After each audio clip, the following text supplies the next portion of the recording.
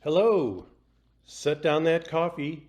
Put away that Red Bull. You're not going to need it because you have won an all expenses paid trip to Administrative Law World.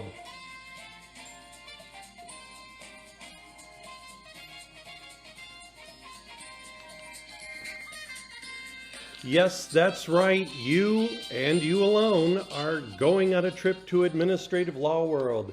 And boy, the reviews are coming in. I can see them now in the chat room.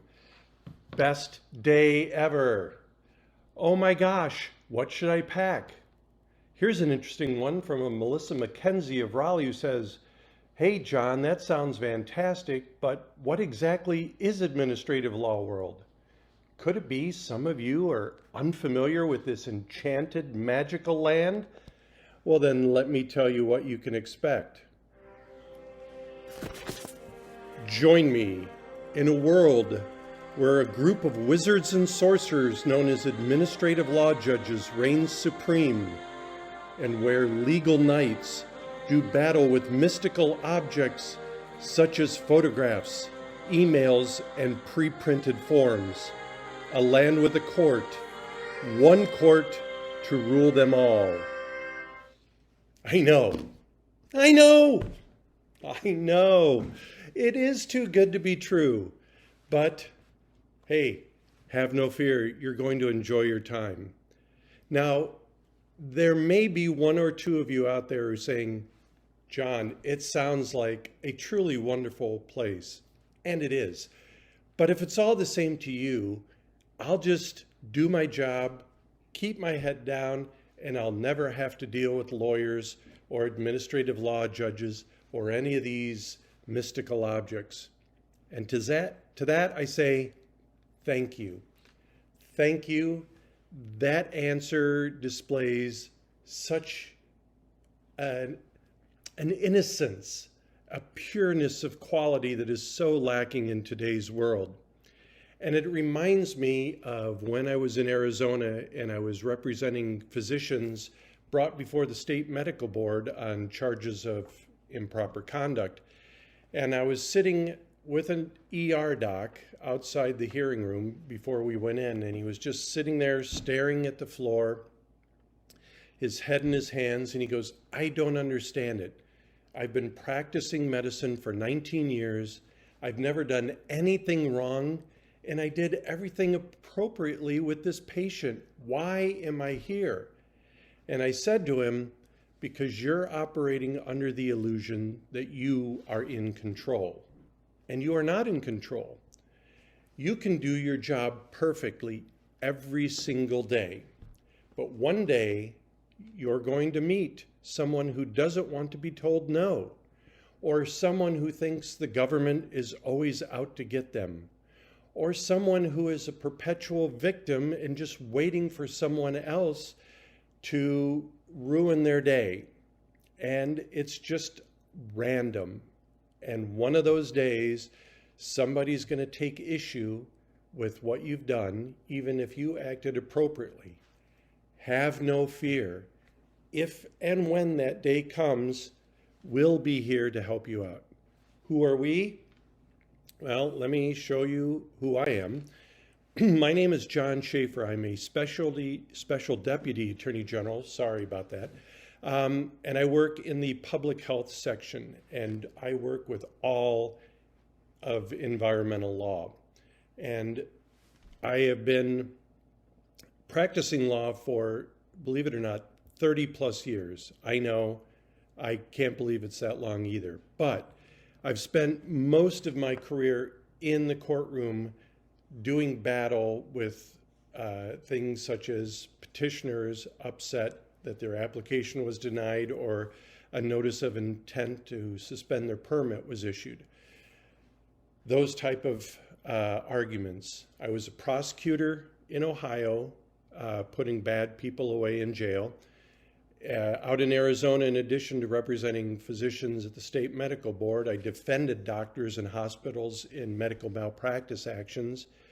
I returned to Ohio and I was a partner in a business litigation firm trying all sorts of cases. And my family relocated to North Carolina in 2016, and I joined the Department of Justice in the public health section, and I've been working there ever since. Now, that means I've spent 30 plus years, either in a courtroom or getting ready for a courtroom. So whatever happens to you, I've got experience, I can help you. But I'm not alone. The other person working with me, the Lennon to my McCartney, the Brooks to my Dunn, the Bruno to my Mars, is Hiram Hemingway.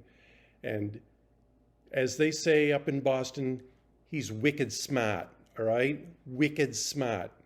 Unfortunately, Hiram's not from Boston, he's from Utah, and they don't talk in a unique accent or say things like wicked smart. But Hiram is really talented as a lawyer, and he also has lots of courtroom experience. So you are in good hands if anything should happen. All right?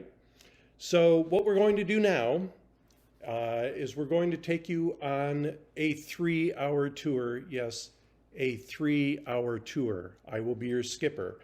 And what we will talk about first is, in part 1, all the types of actions that you can take as an environmental health specialist.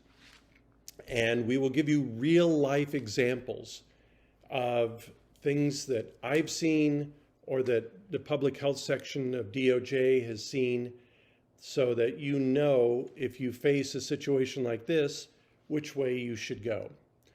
And once we cover all of those examples and what you can do, in part 2, we'll talk about what happens if you get an applicant or permit holder that decides to take you to court and contest what you've done. So, with that overview, let's get started. The first part. These are the types of adverse actions that you will use in your role as an environmental health specialist. And there are 3 that are key, and there's a 4th that's kind of an adverse action. The first one is denial of an application. And I often see this in on-site wastewater. People apply for a septic permit, and for some reason, insufficient space, setbacks, soil wetness, soil morphology, all those things that you have to do to evaluate the site, something doesn't work, you can't place a system there, you deny the application. So that is the first adverse action that you can take, is denying someone's application. The second one we will talk about is if the permit has already been issued, whether it is for a restaurant or bed and breakfast or a swimming pool or a septic system or tattoo parlor. What happens if there is some sort of violation you found now and you want to take action on that permit? One of the things you can do is a notice of intent to suspend or revoke. The third one is you can do a notice of immediate suspension or revocation. And we'll talk in great detail about the difference between a notice of intent and a notice of immediate suspension or revocation. So those are the 3 main quivers in your bow, arrows in your quiver, whatever the analogy is. There is also what's called a notice of violation, where you're giving notice that you found something improper, but you're not going to take action on it. But what we often see is the permit holder doesn't understand that you're not taking action, and they'll appeal it to court. So we may be in court on the notice of violation. So denial of application, notice of intent, or NOI, if I start using abbreviation, immediate suspension or revocation, or NOV, or notice of violation. A denial of an application is the most often that involves wastewater, or insufficient or incomplete information,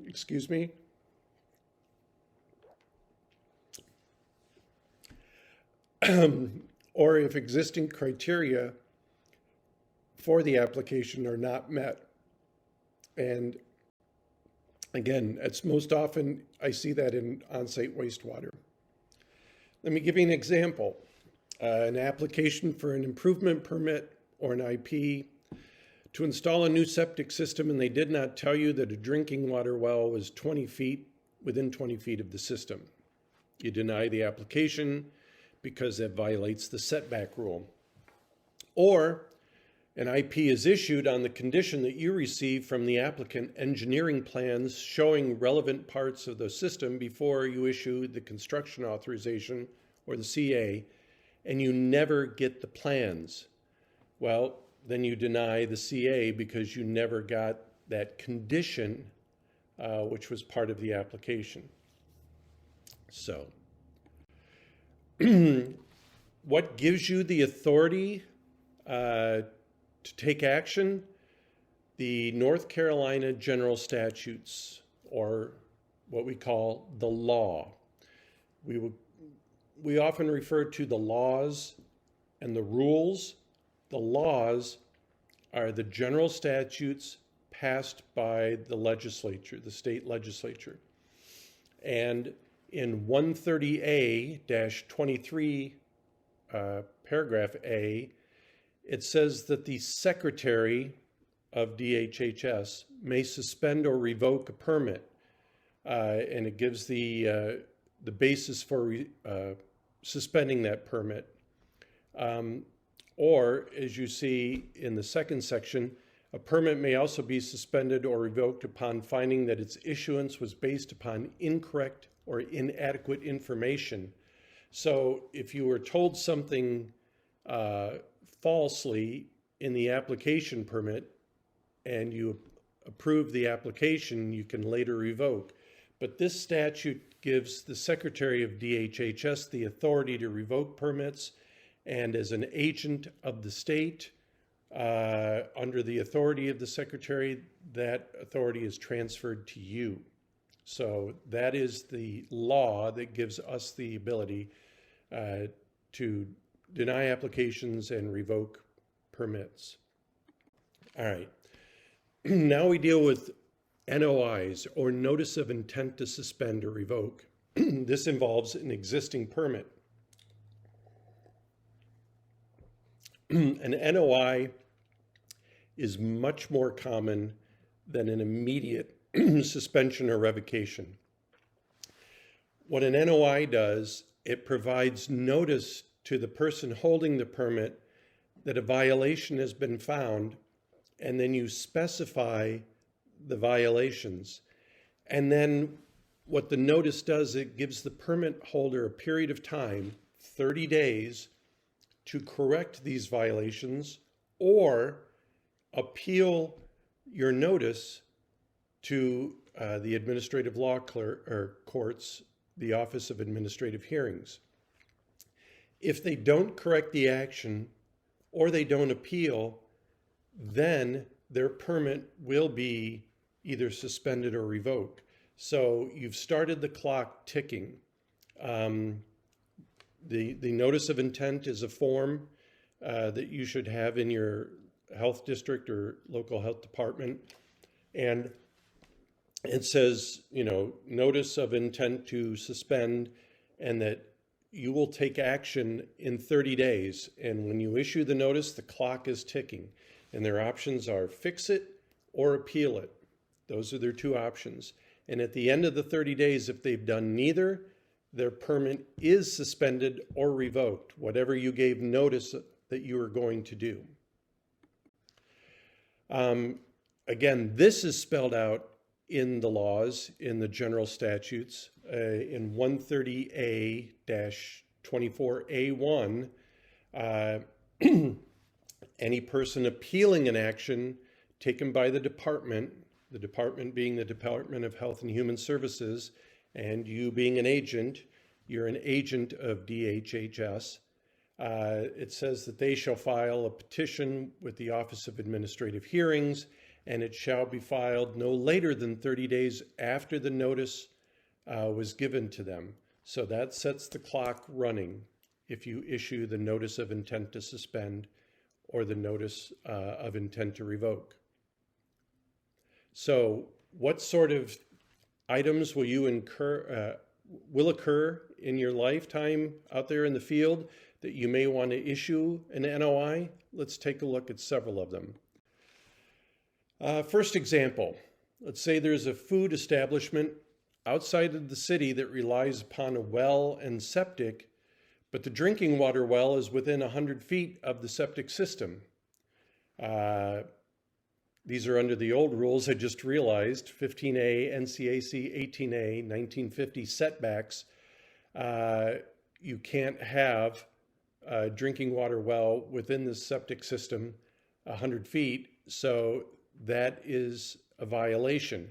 However, there is a method to repair this and correct this. So you issue a notice of intent letting them know, we're not shutting you down right now, but if you don't get this fixed, we're going to either suspend or revoke your permit. Example number 2, a food establishment that has too many employees on site or has too many seats for customers, which exceeds the limits of the wastewater system. Again, it's a violation, but it is one that can be repaired. So you're giving them notice that, hey, we found this violation, so either cut down on the employees or remove seats so that the total number of people using the septic system comes into compliance with the system, and then your permit will not be suspended or revoked. Last example, a local health department does not have all the necessary paperwork to support improvement permits that were issued way back in 2008, and now in 2018, 10 years later, one of the lot owners wants a construction authorization. And you, as the environmental health specialist now, you don't have any of the soil samples, you don't have any of the drawings, you don't have even a map of the system. How are you going to issue a construction authorization? Well, what you can do is, you don't have that paperwork, you can issue a notice of intent to suspend the IP while you figure out what happened to all the paperwork and if you can prove what was done back in 2008. So those are some examples of notice of intent to either suspend or revoke a permit. How about immediate revocation or suspension of a permit? These are not as common as notices of intent. I would say they're on the rare side. We do see them, but again, not as often as the notice of intent to suspend. And let me give you an example. You're inspecting an existing septic system following an application to repair that system. And it is revealed that the septic tank, and I'm using bunny ears here, was actually a cinder block wall with no bottom, meaning that the waste was coming from the house into direct contact with the soil and believed to be affecting the area drinking water and nearby surface water. This is a major problem, and we cannot have waste coming into direct contact with the soil that could affect surface waters and drinking waters. So in this case, we're not looking to give them 30 days to fix this. We are going to want to shut this down right now. So this is an immediate suspension or revocation. Here's another example. You have a public swimming pool which fails to maintain minimum water quality or safety standards, or design and construction standards pertaining to the abatement of suction hazards, which result in an unsafe condition. Does it make sense to give the swimming pool 30 days to fix this? If you've got poor water quality or unsafe design or construction, It makes more sense to immediately suspend or immediately revoke the permit to abate the health hazard. And where you come across a lot of immediate action, immediate suspension or immediate revocation is under a topic called imminent hazard, which is specifically laid out in the laws in General Statute 130A-23A, which says that a permit shall be suspended or revoked immediately if it presents an imminent hazard. And it defines an imminent hazard as an immediate threat to human life, immediate threat of serious physical injury, immediate threat of serious adverse health effects, or a serious risk of irreparable damage to the environment if no immediate action is taken. So you're going to have to use your best judgment and talk to your supervisor, talk to your regional, say, do you think this meets imminent hazard? If it does, you've got no choice. You need to immediately suspend or revoke.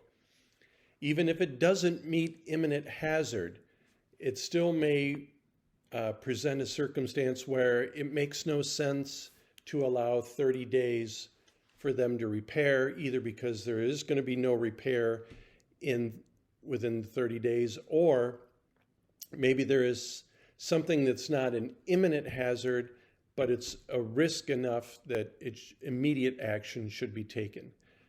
But in those type of situations, always good, talk to your superior in your health department, health district, talk to your regional and say, this is what I'm presented with, this is what I'm thinking, what do you think? Imminent hazards do occur. They're not common, but you should know about this. It's another tool in your tool belt. Let's give you an example of an imminent hazard. How about a restaurant has no public water supply and uses a nearby well? In the area, there's a massive gasoline spill that gets into the groundwater. The levels in the groundwater are too high for human consumption. This is clearly an imminent threat of serious adverse health effects and likely life-threatening to people. Gasoline levels in our water that are too high for human consumption, that's an imminent hazard.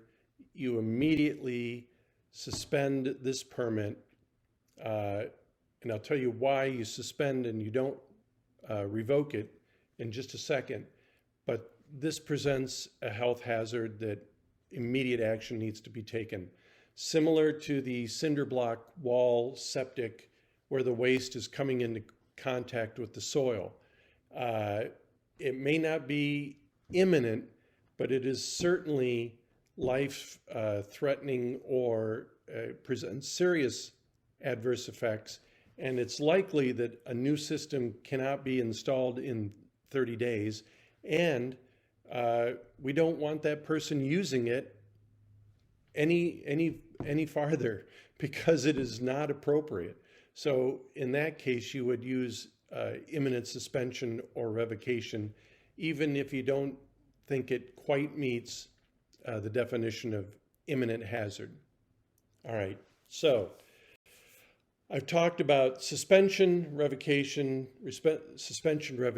You may be asking yourself, how do I decide whether to use suspension or revocation?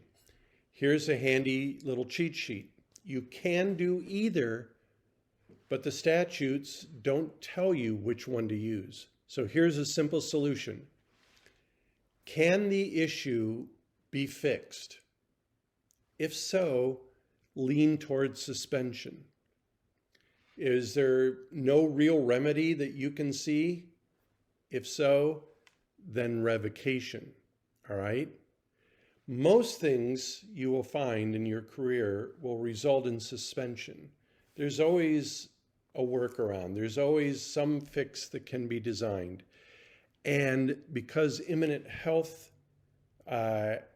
imminent hazards are not very common, most of the time you're going to be able to allow whoever is violating their permit to continue to operate while they make this repair. All right? But since most things will result in a suspension, then you need to decide, all right, is it a notice of intent to suspend or is it an immediate suspension? Okay? So can it be fixed? Suspension, that's going to be the vast majority of what you encounter. If not, if no real remedy, then you revoke. Then you decide after suspension or revocation, all right, am I going to do a notice of intent or am I going to do an immediate? So let's give you some more hypotheticals, shall we? And if we were doing this live, I would give you a chance to jot this down and play the Jeopardy theme music. But since it's being recorded, you can play along at home. I'll give you a few seconds to decide. You have a piece of commercial equipment in a kitchen that is not approved for use, meaning it doesn't meet current standards, but this piece of equipment still works. Is it suspension or revocation? Hopefully you said suspension. This is something that can be fixed. Whether you decide to do notice of intent or immediate is up to you, but it depends on the type of equipment. If it's a refrigerator that refrigerates, or a freezer that goes to 43 degrees instead of, I think, 41 is the latest standard, then you may want to do an immediate suspension until they get a replacement freezer.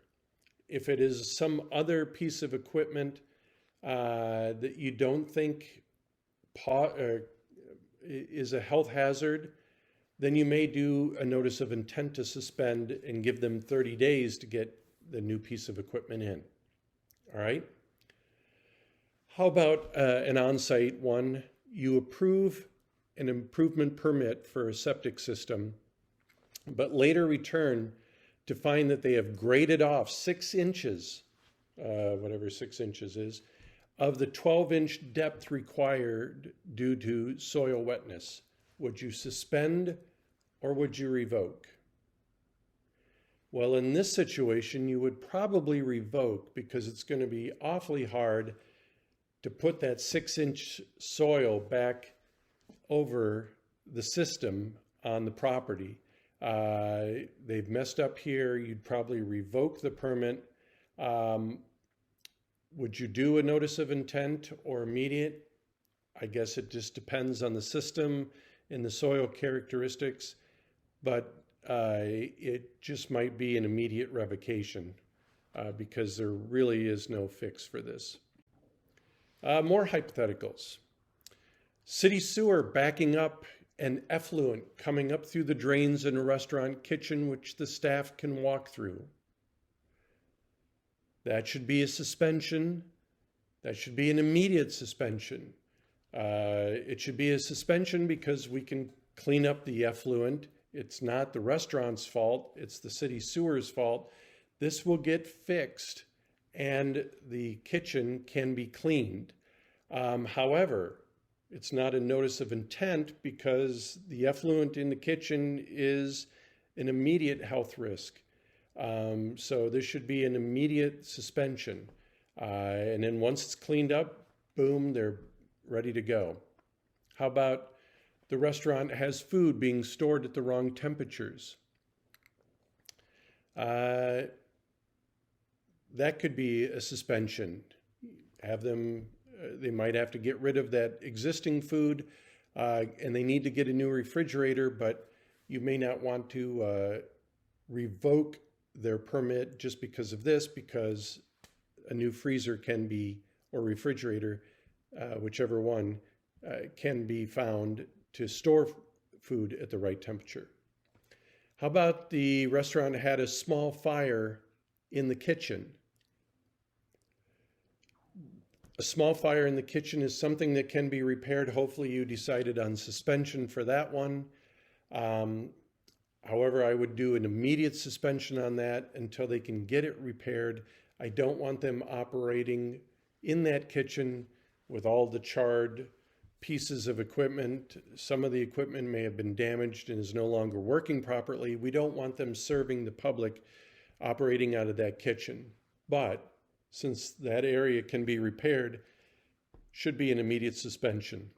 How about the last one? A restaurant that had a fire and the whole establishment was burned to the ground. This one is a revocation. And the difference is in the first one, there was a small fire that was maintained or contained to the kitchen. This one burned the whole establishment to the ground. The whole establishment that was permitted is now gone. It has ceased to exist. So you immediately revoke the permit, because if they rebuild, they're going to have to now come into compliance with all new standards. They may have had stuff that was grandfathered in. So whatever was permitted before, that no longer exists. It's gone. They have to start from square one. If the whole restaurant is gone, it's an immediate revocation. All right. All of this being said, let me give you some additional tips. Be reasonable. All right. We don't want you to overreach in what you do. Don't go looking for every little nitpicky violation that you can find.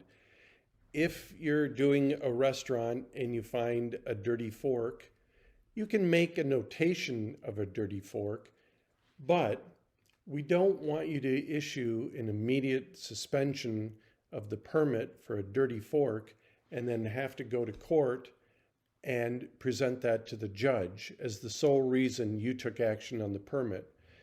Because the judge will examine the consequences of the actions that you take.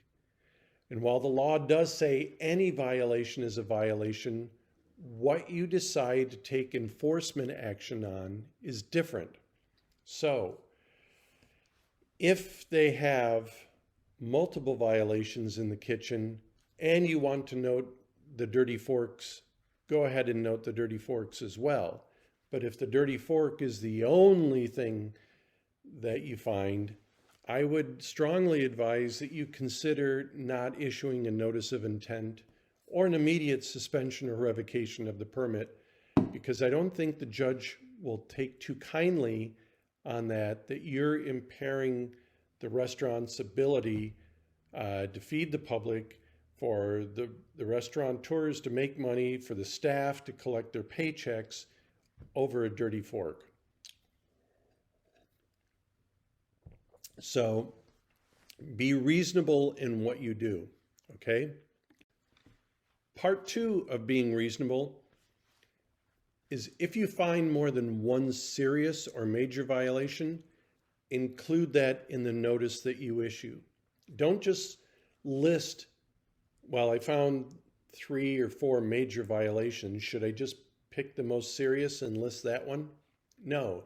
If you find serious or major violations, list those, all of them, on whatever you decide to do, whether it's a notice of intent or immediate suspension or revocation. Because if you don't list them all and you only tell them the one, they may fix the one. And they'll be like, all right, I'm done. And then you say, well, no, you fixed A, but you missed B, C, and D. And if you didn't tell them about B, C, and D, how are they ever going to repair those? So we cannot argue any other violations in court if they're not provided on the notice. So please make sure you make the violations clear to the permit holder so that they can fix them or that they can appeal them. And also this serves as a reminder to you, either if you come back to inspect whatever repairs they did, or if they appeal and we have a hearing many months down the road and you've been dealing with dozens of more septic systems or restaurants or swimming pools or whatever you've been dealing with, this will help refresh your memory when you look at the notice of intent to suspend and you're like, oh yeah, I listed these 5 things. I remember all 5 of these things now. So use it as a record to help you remember what you saw that day, as well as a record of what they need to do. Being reasonable, part 3. Let me give you a real life example. There's a mobile food unit, and for those of you not in the food business, think of a food truck, all right, that shows up at a park or some festival or the state fair or whatever, and you walk up and you buy food or drink from it. A mobile food unit is required to submit monthly schedules to the local health department so that the local health department can monitor the mobile food unit's use of a commissary, meaning where the mobile food unit goes to where it stores its products, where it may do some prep work before it goes out into the field, and also so the local health department can show up at the park and see if the mobile food unit is where it said it was going to be. So in this case, a mobile food unit routinely failed to turn in its monthly schedules to the local health department. That same mobile food unit also failed to appear at the commissary, had inadequate space at the commissary, and didn't store required frozen foods at the commissary. But when issuing the notice, the local health department only listed the failure to turn in the monthly schedules because that was the most important one to them. So the issue was they appealed, and we went to court, and they said, all right, we will turn in our monthly schedules. And the local health department then said, well, what about the failure to appear at the commissary? What about the inadequate space? What about the frozen foods issue? And those weren't included on their notice of intent. And I had to tell them, the mobile food unit doesn't know these are issues because you didn't include them. And we can't compel them to now take action, remedial action, or punish them because of stuff in the past when you didn't provide notice on it. So you have to list everything that is the major violation, all right? These are major violations. If there was a dirty fork, you could throw it in there as well, but I would recommend we use that for something else. But if there are major violations, include all of them, but be reasonable in what you determine to be a major violation, all right? More hypotheticals, more real-life examples of suspension or revocation. You issue an improvement permit for a septic system, but when you return, they've moved the house right where the septic tank was supposed to go, and there's no other room for a system on the lot. Do you suspend or do you revoke? And the answer is you revoke. I don't know how they're going to fix this. They messed up by building the house where the septic system should have been, and now there's no other way to configure it. You revoke the IP. How about a broken lid to a septic tank in an area with a lot of foot traffic? It's kind of tricky. Is it a serious health risk? People could trip, break an ankle, break a leg. How hidden is it?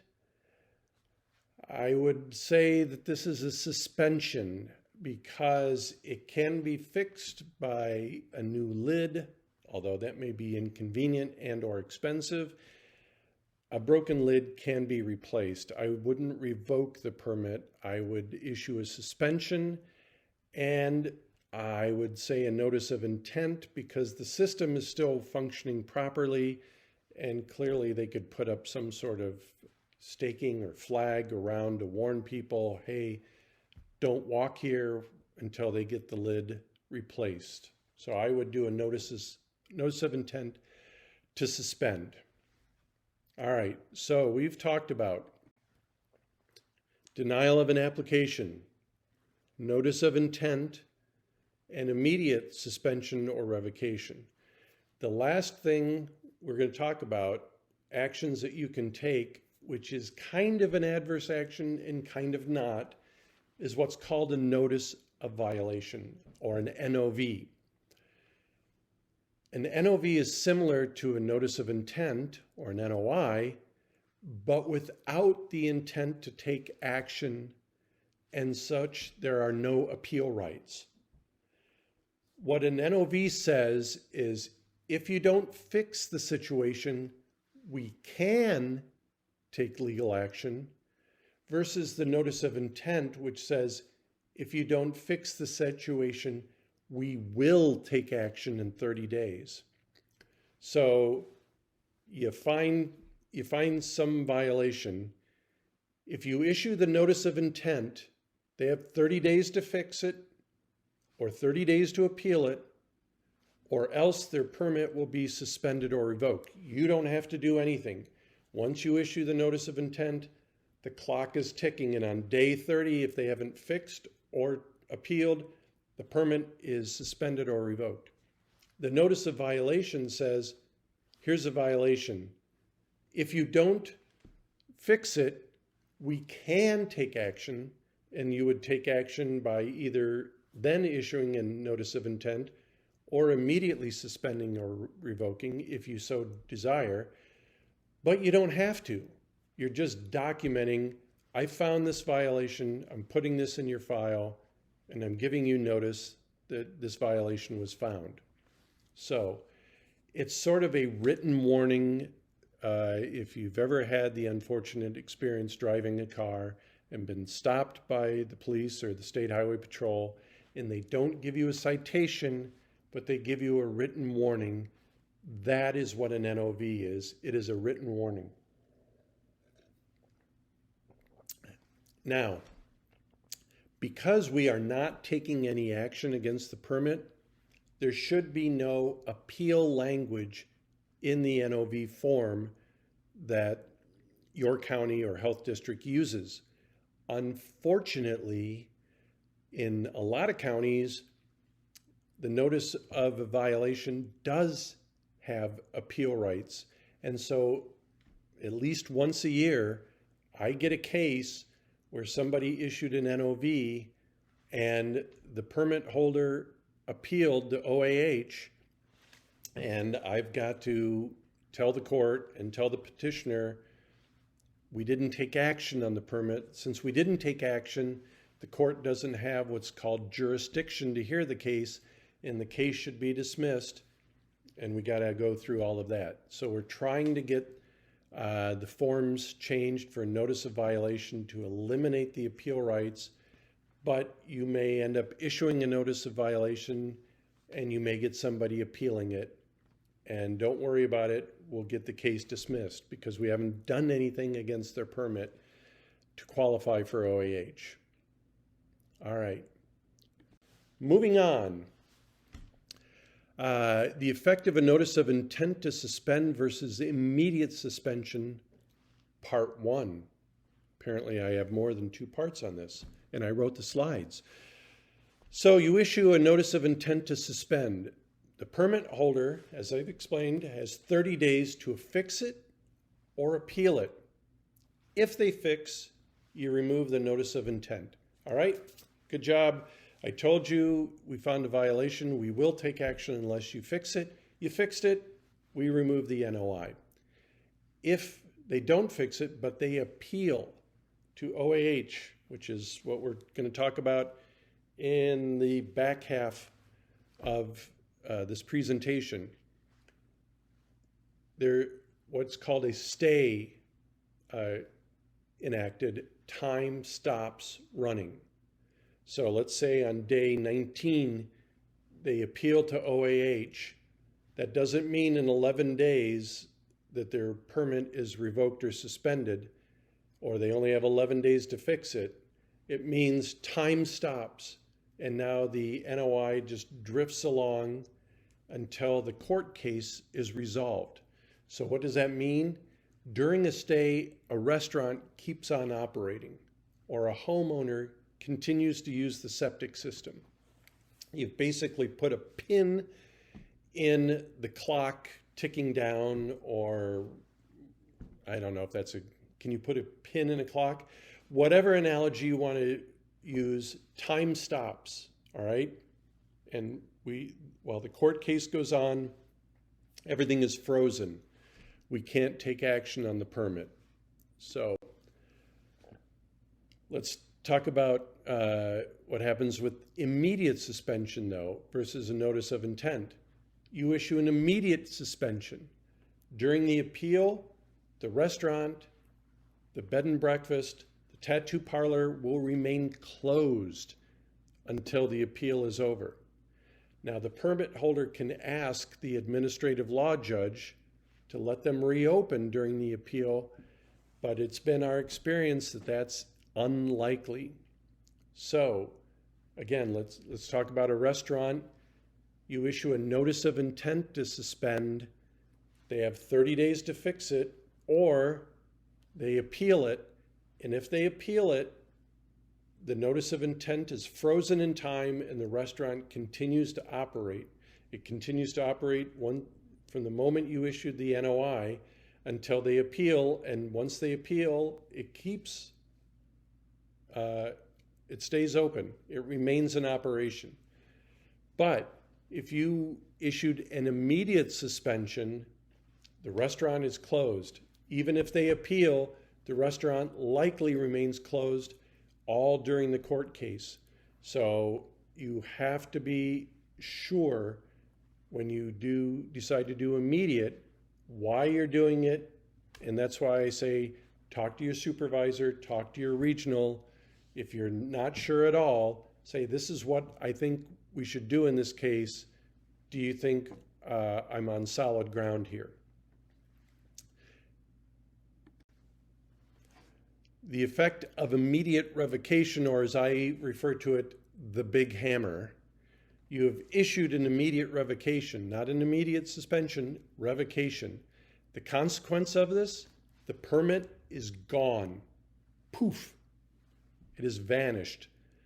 Now, the restaurant needs a completely new permit to meet current standards. Like we discussed a few moments ago, if the entire building burned to the ground, the site that was permitted no longer exists, so you'd have to immediately revoke.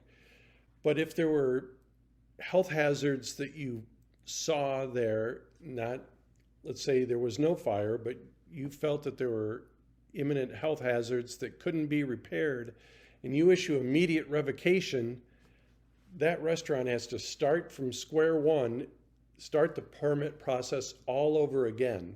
And anything that was grandfathered in will need to be updated. So, I mean, the immediate revocation is truly the big hammer. Use it sparingly and use it only when you need to use it. Because if we use it and we were not justified in using it, not only will OAH rule against us, but then likely the permit holder could sue DHHS and or the county and or you for damages. And again, we'll talk about that in the back half of this presentation. So don't be afraid to use immediate revocation. Just be sure that this is what needs to be done. And let me give you an example. I've got a current case involving a lot near the coast, which was supposed to have a drainage system to lower the water table. Nobody's built on this lot, and since the lot owner bought this lot years and years ago, there's huge overgrown trees and bushes and shrubs. It will take significant effort to clear the land. And the local environmental health specialist went out there and he noticed that the pump, which was supposed to drain the water from the land, had been broken and inoperable for years because the ground was soaked There were weeds and rust on the ground water lowering system. The pump was not working. It's clear that it had not been working for a long time, perhaps 5 years. And the lot itself was just completely overgrown. Does that will 30 days be enough for the pump to be repaired, the groundwater to be lowered, the land to be cleared so this individual could build on it? And the environmental health specialist thought no. And so he immediately revoked the permit. And now the permit holder is appealing. And we may end up going to a hearing on that. But in that situation, the environmental health specialist said, I don't think this can be repaired. And if it can be repaired, it can't be repaired in 30 days. And he decided to go with revocation. And he decided to go with immediate revocation. And he talked to a regional about that, and the regional agreed. So that's a situation there where you use the big hammer, and we will see what happens. But that's just a real-life example that is going on right now as I record this.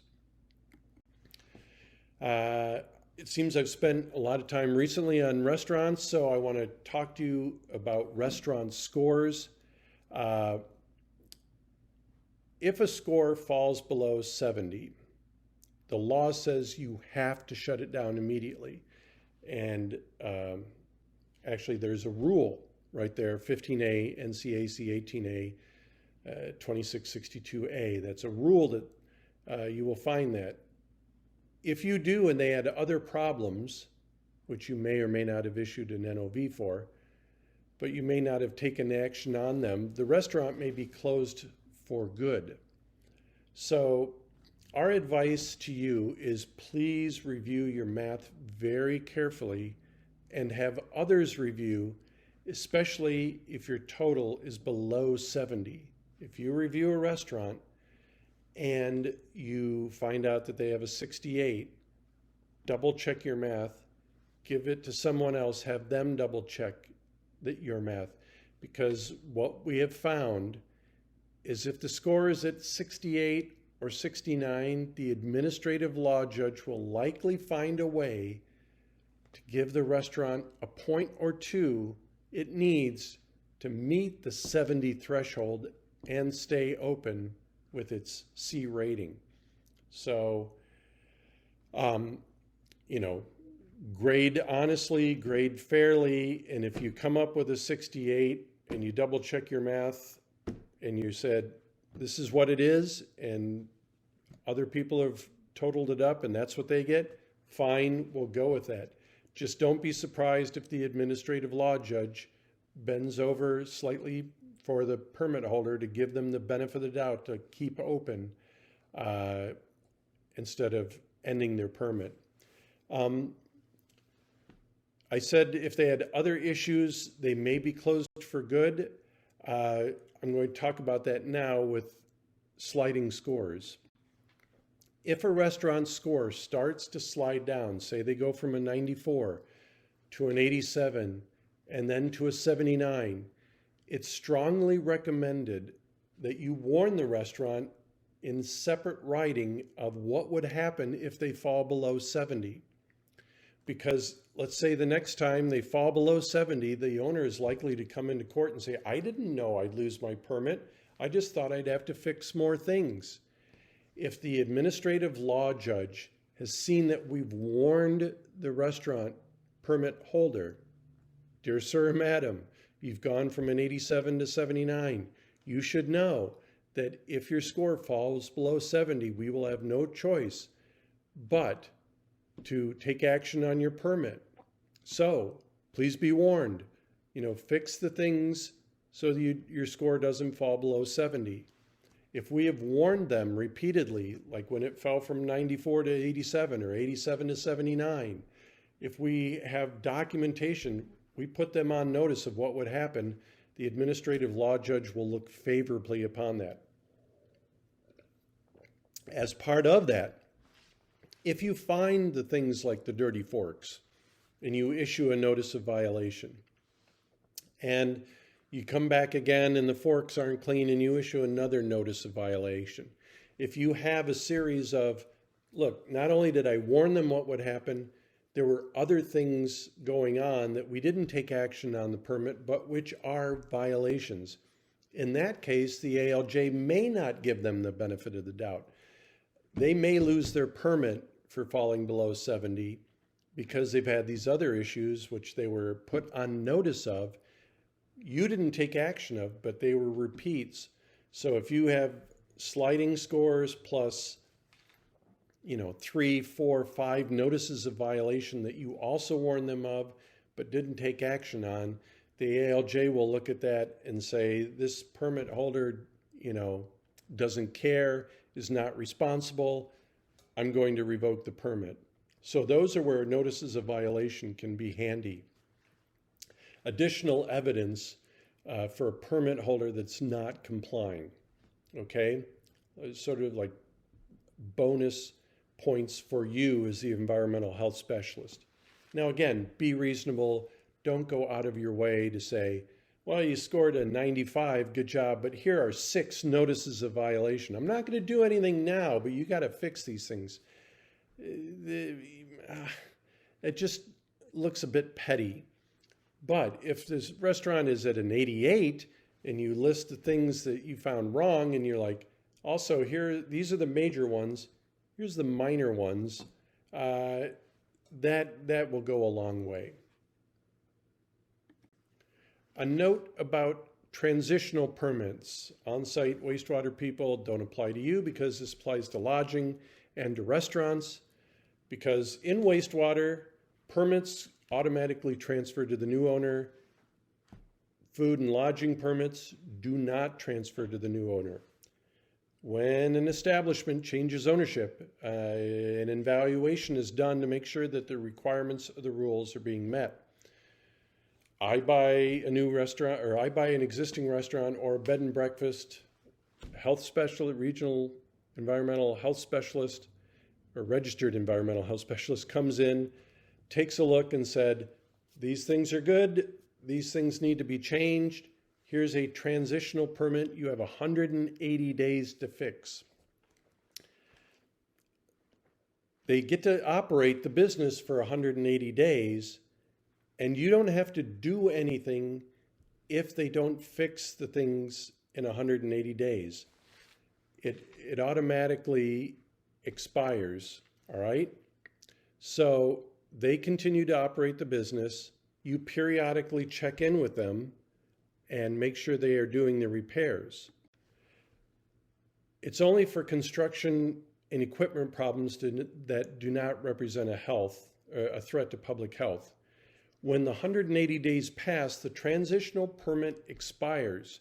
You don't need to take any action. And if you do take action, like I'm going to issue a notice of intent, well, now you've just extended the appeal rights to them.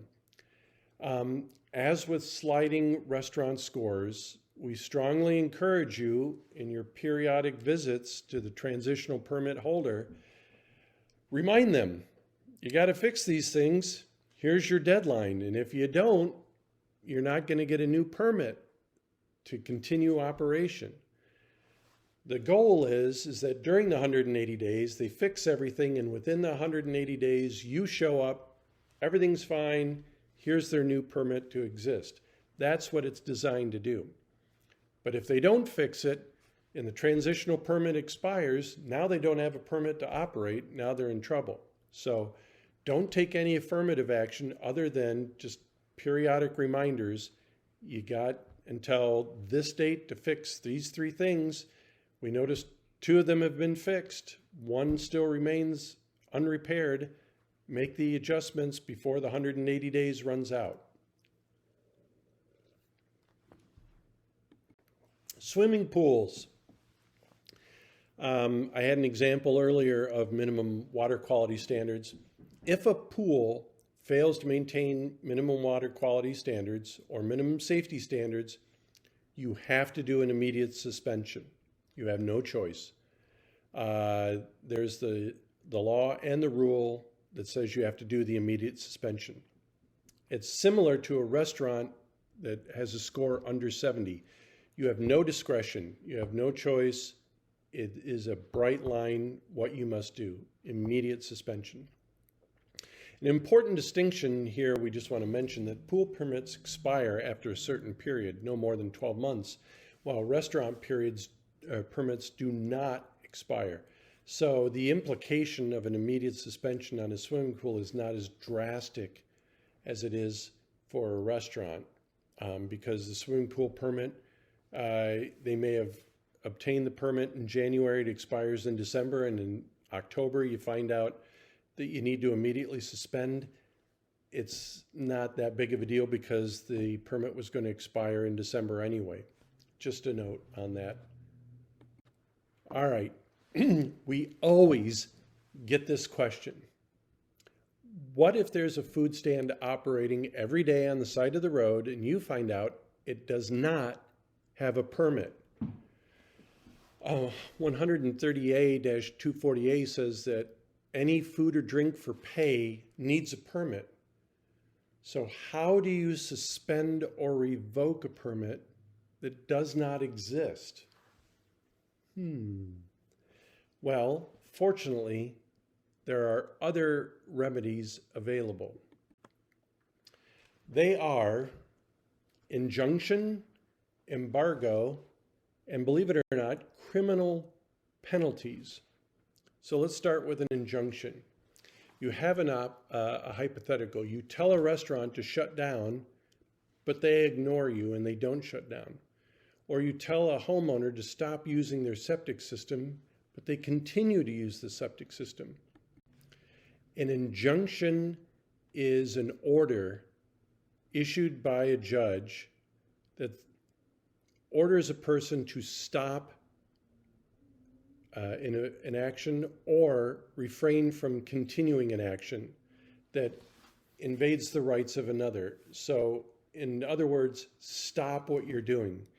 If you're the restaurant, stop operating. If you're the septic system owner, stop using your septic system. It's a court order, and believe me, judges who issue injunctions do not look kindly on people that violate their orders. It's called contempt of court, and contempt of court can include jail time and severe fines. So an injunction is a serious matter. How does one get an injunction?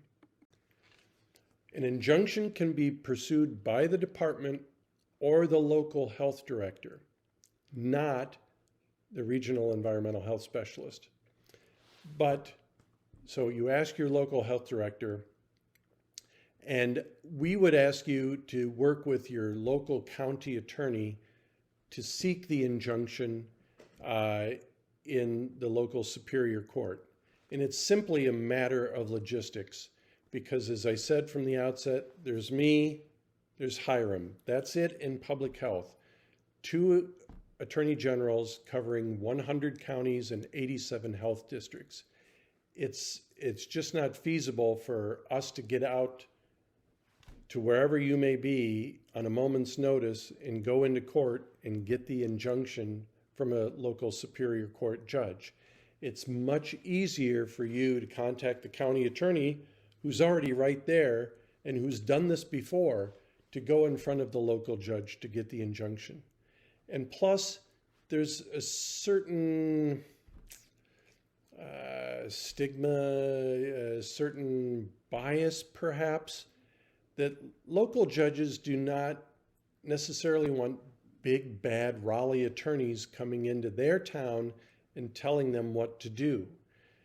Not saying that all superior court judges are like that, but it probably is better for a judge who's from the area to have a county attorney who's from the area talking to them rather than having me or Hiram come out from Raleigh and then that local judge, wow, we got the Attorney General's office here. Must be a big deal, and they're going to tell me what I need to do. Just have the county attorney. everyone will be better off.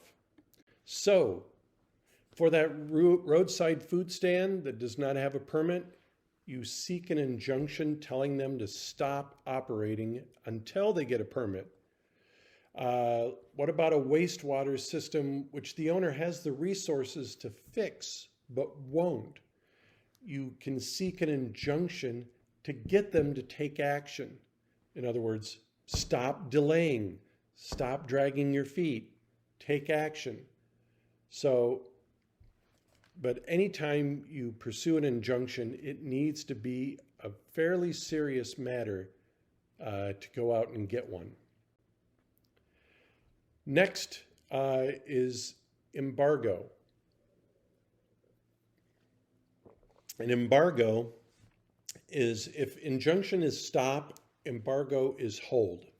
So here's the example that I think that an embargo would most likely occur. A restaurant is prepping chicken, but doing so inappropriately. They're either power washing it with a hose, or they're cleaning it on floor grates. Or let's say the chicken is in a freezer that is malfunctioning and not keeping the correct temperature. What action do you take? Is it an imminent hazard? Probably. Does giving them 30 days with a notice of intent make sense? Probably not. No chicken usually lasts 30 days. Does cooking the chicken fix the problem? I'm not exactly sure. I don't, especially with the freezer issue, I'm not sure that cooking would fix it. An embargo is an order from a public health official requiring that person to detain or hold the food or the drink that the official believes is adulterated or misbranded. It's a detention order, not a seizure order. It's a hold, not a take. Before 2011, this was done by the Department of Agriculture. And then the statute changed, and it's now a DHHS function. And so under 130A-21, it lists the authority of DHHS to get the embargo, and 106-125A tells you what to do if you want to embargo. You have to affix a tag or other appropriate marking giving notice that the object has been detained or embargoed. I misspoke. The injunction an REHS can get, it's the embargo that an REHS cannot get, a registered environmental health specialist. It must be a regional specialist or a local health director for an embargo. An injunction, an environmental health specialist can get it. So you consult with either the regional or your local health director about getting an embargo. An important thing here is you ask the permit holder to dispose of the item. You cannot force them to dispose. So what you can say is, you cannot serve that chicken, please throw it away, versus you must throw that away. We can't say that. So you ask them to dispose of it. Why? You need a court order for disposal. So you ask them to comply. Without the court order, you can't force them to get rid of the adulterated or contaminated item.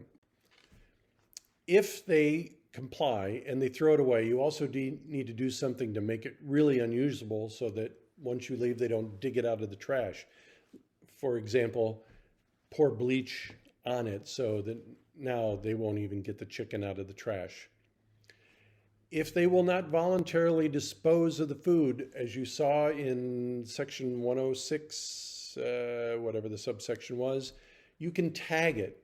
And so they're not going to serve chicken to somebody that has a big yellow tag or big red tag on it. They won't use that ticket or that chicken. The environmental health specialist and the county attorney can then go to Superior Court and have a hearing on whether the food is safe or not. So once the embargo the order is issued by the Superior Court, you're now going to have a hearing. Then you can go to the hearing and testify. The reality, though, is like if we're dealing with a food item like chicken, by the time that you go to court, the restaurant owner is not going to contest it anymore because the food's no good. It's not that they're going to get into court within 12 hours and be able to still serve the food. The hearing's going to be weeks down the road and the food is going to be spoiled. So there's no sense for them to go to court. So why would they take it to court, lose, and then pay the court costs? To them, after the embargo is issued and you've now either tagged it or and they can't use it, they're not going to contest it any further because time is not on their side. So you have injunction, you have embargo, the last is criminal actions, all right? Believe it or not, any violation of the laws or the rules is a criminal act and is a misdemeanor. Having a permit means that if you violate the laws and rules, you can be charged with a misdemeanor. And for those of you not familiar with the criminal justice system, good for you, but there are two main classifications. The serious crimes are felonies.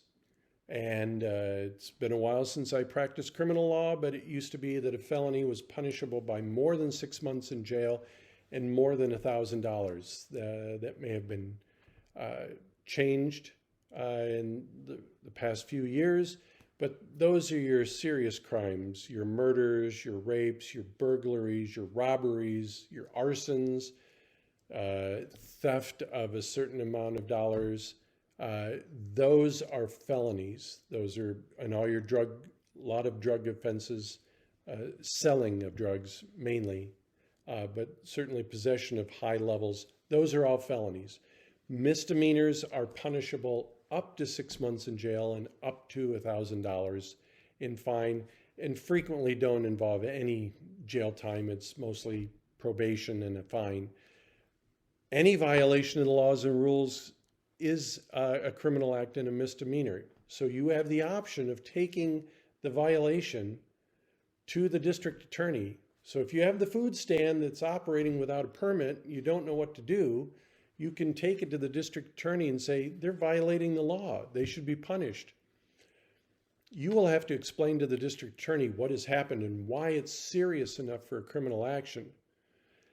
Unfortunately, the reality is that the district attorney probably won't be that interested unless it is really severe.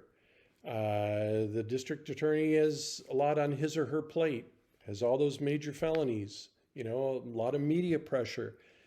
Unless there's some hook, some angle, something severe and noteworthy about this case, they're probably not going to be interested in your food stand operating without a permit. Again, with certain things, talk to your supervisor before going to the district attorney. Supervisor may have some experience in that area and be able to tell you, yeah, the district attorney will not be interested in that, or, wow, this case has something interesting. District attorney may really like this one. One area where criminal actions may be appropriate is restaurant grade cards. As you know, restaurants get scores and they get a letter grade. And anytime you go to a restaurant or a drive-through, you'll see the restaurant, or you should see the restaurant grade card posted. Frequently in the drive-through, it's not posted until you get to the window where you pay and pick up your food. And that way, if you ended up at a C restaurant, you may have wished you'd known that before you ordered, but too late.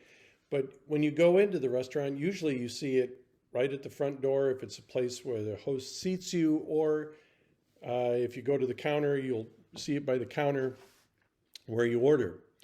An A is always posted prominently. Always see those right up on the wall, where you can see wow, they got a really great score. They got an A card, good for them. However, B's and C's tend to sink to lower spots on the wall or may vanish completely.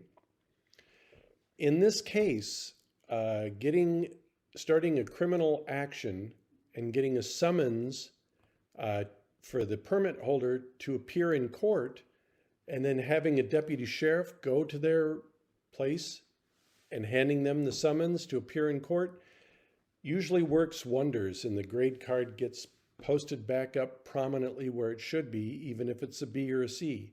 So for those of you doing the restaurant grade cards, keep that in mind, that may be a good weapon for you to use if you find that the B's and the C's are not posted where they should be. There are some other remedies that are out there. There are some administrative penalties. For example, a wastewater system that's in violation can either change the site or the system, but the owner continues to be in violation. There are local rules in Wake and Orange County, but the local health director can administer penalties because it is a violation. If not in Wake and Orange, the state can impose penalties. For smaller systems, it's $50 a day. For larger systems, it's $300 a day. This is not a money-making source for the state or the counties. All the money goes into a special fund. The reason we do these, the goal is compliance, not to raise money. So we want people to have properly functioning systems. We're not going out there to implement administrative penalties so that everybody in on-site wastewater gets a bonus check this year. Okay? So you have injunction, embargo, criminal penalties, and administrative penalties. I think most of the time those are all going to be very rare. You're going to usually lean on your big three: your denial of an application, your notice of intent to suspend or revoke, or your immediate suspension and revocation. All right? So let's say you've made a decision and you're going to provide notice. What should it contain and how should it be served? The notice has to be in writing. Fortunately, your local health department or your local health district should have pre-printed forms: notice of intent to suspend or revoke, immediate suspension or revocation, or a template for denying an application for a septic permit. But it must be in writing. You have to cite the statute and the rules that are the basis for the violation, or bases for the violations. And you must give the right to appeal information to the applicant or the permit holder. That includes, they can file a petition with the Office of Administrative Hearings. That petition must be filed within 30 days of the date of the notice. And they are required to serve a copy of the petition on the General Counsel for DHHS, and that address must be provided to them. And also advise them not to serve on the local health department because that does not meet the rules for the appeal. Now, what happens is these pre-printed forms already have this information on it, but just double check, is there a section that says you can appeal this action? Here's how you appeal it. You file a petition with the Office of Administrative Hearings. You have to file it within 30 days. You have to serve a petition on the Office of General Counsel for DHHS. If you have that in the pre-printed form, you're good to go. We also say these pre-printed forms, almost all of them say, do not just send a notice to the local health department because that does not meet the statute. And without getting too complicated, because I'm going to cover this in part 2, but only state agencies can be sued in the Office of Administrative Hearings. The trouble is that you're a county employee, but you're also an agent of the state. But when you issue the notice, a lot of times it's on county stationery and you sign your name, and so the permit holder doesn't know what to do, and so they name the county in their appeal. That's not good enough. They need to name DHHS and they need to serve DHHS. And we're working on amending these pre-printed forms to make the language crystal clear on a going forward basis. How do you deliver? The statute allows for personal delivery or U.S. mail, but email is also sufficient if you have a valid email address. I prefer personal delivery because even though the law says they have 30 days from the date of the notice, I don't want them to create any argument that they should have more time. And what do I mean by that? Time begins to run when the notice is given to the person aggrieved. If you send it in the U.S. mail versus email delivery or personal delivery, the permit holder can say, well, I didn't get the letter until just a week ago, so my 30 days should start from when I receive it because that is when the notice was given to me. I want to eliminate that argument. I want to eliminate, even if the court would not accept that, I don't even want that to be an issue. So if you can, and you have an email address, I would email it to them with a read receipt so that as soon as they open it, you get notification that they opened it at a certain date at a certain time. Or if you can personally deliver it, personally deliver it.